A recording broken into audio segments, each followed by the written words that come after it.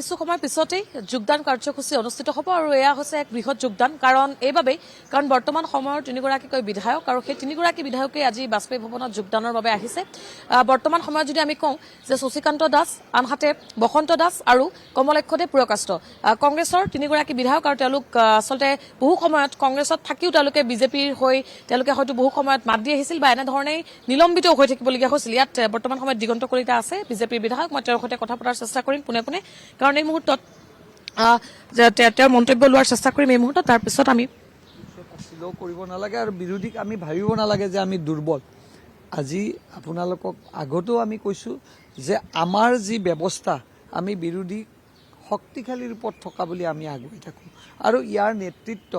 মুখ্যমন্ত্ৰী ডক্টৰ হিমন্ত বিশ্ব শৰ্মা ডাঙৰীয়াই প্ৰত্যেকটো সময়ত দিছে আৰু সেইটো আগত ৰাখি আমি ভাবোঁ যে বিৰোধী আমাৰ কাৰণে থাকিব লাগে আৰু বিৰোধী থাকিলে আমি কাম কৰাৰ অধিক শক্তি পাম নিশ্চিতভাৱে এই যি যোগদান আছে এই যোগদান কাৰ্যসূচীৰ কথা আমি ইতিমধ্যে কৈছোঁ যে আগত নিৰ্বাচন ইতিমধ্যে কালিৰ দিনটোত সম্পূৰ্ণ ধৰণৰ ইতিমধ্যে যি বৈঠক সেইসমূহ বৈঠক ইতিমধ্যে অনুষ্ঠিত হৈ গৈছে আৰু আজিৰ এই যোগদানে কেনেধৰণে প্ৰভাৱ পেলাব বা এই যোগদানৰ পিছত কেনেধৰণৰ হয় কাৰণ কালিৰ দিনটোত আপুনি যদি চাই যে বিটিআৰৰ সমষ্টিসমূহৰ যি প্ৰাৰ্থিত্বৰ চূড়ান্ত হ'ব নে নহ'ব কোনে প্ৰাৰ্থিত্ব লাভ কৰিব মিত্ৰ দলত থাকি বা মিত্ৰ দলৰ সৈতে কেনেধৰণৰ আচলতে ভাগ বতৰা হ'ব আসন সেই বিষয়ৰ কালিৰ দিনটোত আলোচনা কৰা হৈছিল আনহাতে কালিৰ দিনটোত সমষ্টি পুনৰ নিৰ্ধাৰণৰ পূৰ্বে যি ধৰণৰ যিসমূহ সমষ্টি আছিল আৰু নতুন যিসমূহ সমষ্টি আছে সেই আটাইকেইসমূহ সমষ্টিৰ আচলতে ক্ষেত্ৰত এক নতুন কেনেধৰণে পেনেল সৃষ্টি কৰিছে সেয়াও হৈছে আৰু কালিৰ দিনটোত আপুনি যদি চাই যে কালি যিখন বৈঠক অনুষ্ঠিত হৈছিল নিশালৈ সেই বৈঠকখনত কিন্তু 90টা সমষ্টিৰ ইতিমধ্যেই প্ৰাৰ্থীৰ যি পেনেল সেই পেনেল ইতিমধ্যে প্ৰস্তুত কৰা হৈছে আৰু প্ৰায় 10ৰ পৰা 12 তাৰিখৰ ভিতৰত প্ৰাৰ্থীৰ যি চূড়ান্ত তালিকা সেয়া প্ৰকাশ পাব আনহাতে আজিৰ যেহেতু যোগদান বিশেষকৈ আজিৰ এই যোগদানটো যথেষ্ট তাৎপৰ্য বহন কৰিব এইবাবেই কাৰণ যিকেইগৰাকী বিধায়ক সেইকেইগৰাকী বিধায়ক কিন্তু বৰ্তমান সময়ত তেওঁলোকে কংগ্ৰেছৰ বিধায়ক আছিলে আৰু কংগ্ৰেছৰ বিধায়ক থকাৰ পিছত তেওঁলোকে বাজপেয়ী ভৱনত আজি ইতিমধ্যে আমি দেখুৱাইছো ভিজুৱেলছ যে কি ধৰণে শশীকান্ত দাসে ৰহাৰ বিধায়ক শশীকান্ত দাসে বাজপেয়ী ভৱনত সোমোৱাৰ লগে লগে তেওঁ সেৱা কৰি বাজপেয়ী ভৱনত প্ৰৱেশ কৰিছে আৰু কিছু সময় পিছতে তেওঁলোকে আনুষ্ঠানিকভাৱে যোগদান কৰিব বিজেপিত কিন্তু নামতহে তেওঁলোকে আজি যোগদান কৰিব ইয়াৰ পূৰ্বেই কিন্তু বিধানসভাত অধিৱেশন চলি থকাৰ সময়তেই হওক বা এনেধৰণৰ বহু সময়ত আমি দেখিছিলো যে কমলেক্ষদেৱ পুৰকাষ্টই আপুনি যদি চাই যে 2024 বৰ্ষত ফেব্ৰুৱাৰী মাহত যি আসলতে বাজেট অধিৱেশন হৈছিল সেই বাজেট অধিৱেশনৰ সময়ত আগদিনালৈ তেওঁ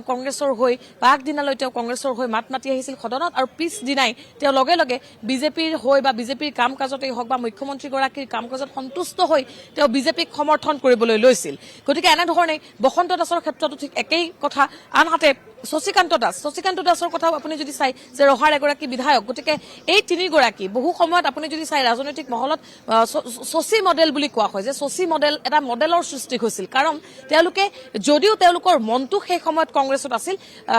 মনটো তেওঁলোকৰ আচলতে বিজেপিত আছিল বা শাসকীয় পক্ষত আছিল গতিকে এই আটাইখিনি কথা বহু সময়ৰ পৰা চৰ্চাত আছিল যে কেতিয়া এই আটাইকেইগৰাকী বিধায়কে যোগদান কৰিব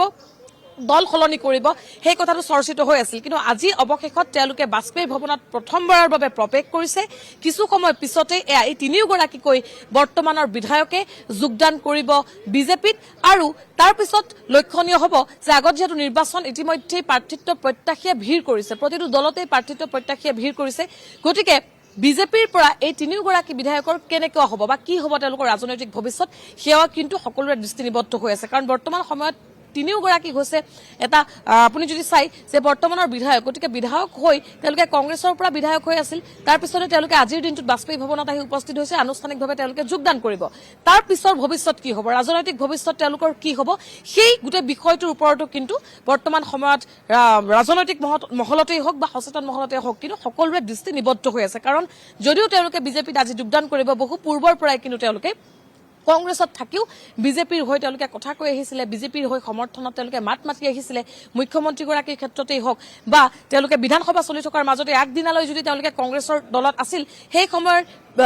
মুহূৰ্তত সলনি হৈ তেওঁলোকে আকৌ বিজেপিৰ হৈ মাত দিছিল গতিকে এনে সময়ত বহু কথা চৰ্চা হৈ আছিল যে কেতিয়া বিজেপিত তেওঁলোকে যোগদান কৰিব কিন্তু সেই মুহূৰ্তটো আজি আহি পাইছে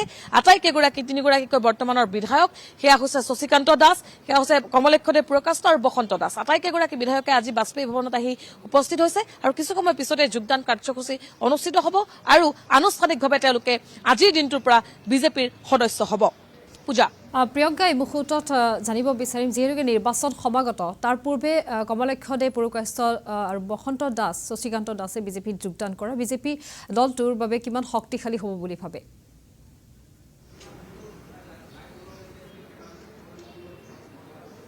চাওক, আপুনি যদি চাই যে এটা দলৰ পৰা যদি তৃণমূল কৰ্মী এগৰাকীও ওলাই যায় সেই দলটোৰ বাবে যথেষ্ট ক্ষতি হয়। ঠিক একেধৰণে এটা দললৈ যদি এগৰাকী ব্যক্তি প্ৰৱেশ কৰে তেতিয়াহ'লে তেওঁলোকৰ শক্তি বৃদ্ধি পায়। সেইজন বিধায়কো হ'ব পাৰে, কোনোবা সাধাৰণ তৃণমূল কৰ্মীও হ'ব পাৰে। কাৰণ আপুনি যদি চাই যে এটা দল চলিবৰ বাবে এজন বিধায়কৰ যিমান প্ৰয়োজন, এজন ৰাষ্ট্ৰীয় নেতৃত্বৰ যিমান প্ৰয়োজন, সিমানেই প্ৰয়োজন কিন্তু তৃণমূল কৰ্মীৰো। গতিকে নিশ্চিতভাৱে আপুনি যদি চাই যে বিজেপিৰ এটা ফৰ্মুলা আছে, তেওঁলোকে কোনো এজন বিধায়ক, কোনো এজন মন্ত্ৰীক যিমান গুৰুত্ব দিয়ে তাতকৈ অধিক গুৰুত্ব দিয়ে কিন্তু তৃণমূল পৰ্যায়ৰ কৰ্মীসকলক। গতিকে মই এইটোৱে কৈছো যে এগৰাকী তৃণমূল পৰ্যায়ৰ কৰ্মীও যদি বিজেপিত যোগদান কৰে দলটোৰ বাবে সেয়া শুভ লক্ষণেই হ'ব। কিন্তু এতিয়া তিনিগৰাকীকৈ বিধায়ক আহিছে, গতিকে নিশ্চিতভাৱে দলটো আপুনি যদি বাহিৰৰ পৰা চাই যে দলটো নিশ্চিতভাৱে শক্তিশালী হ'ব। কাৰণ তিনিগৰাকী বিধায়ক আহিছে মানে তিনিটা স্থান বা তিনিখন আসন লৈ তেওঁলোকে এই স্থানত আহিছে। গতিকে সেই তিনিটা স্থানৰ পৰা তেওঁলোকে নিশ্চিতভাৱে বৰ্তমানৰ বিধায়ক, গতিকে তেওঁলোকৰো নিজৰ এটা পকেট ভোটেই হওক বা তেওঁলোকৰ নিজৰ এটা শক্তি হয়তো নিজৰ সমষ্টিত ডেফিনেটলি থাকিব। কিন্তু যিহেতু বিজেপিত ইতিমধ্যেই